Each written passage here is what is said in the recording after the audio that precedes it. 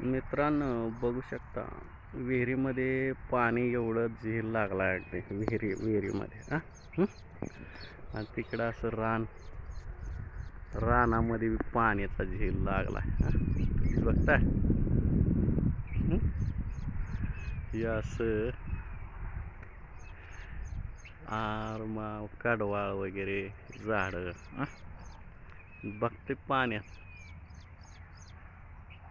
एवढं पाणी आहे.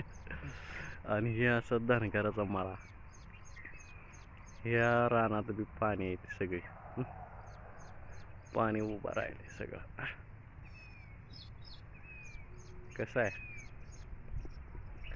हे असा रानमळा आहे सगळा. हे बघा, ते तिकडून ते टप्प्या येतोय का. हा, इकडून येतोय तो. असं जबरदस्त विहिरीला पाणी आहे, बघू शकता मित्रांनो.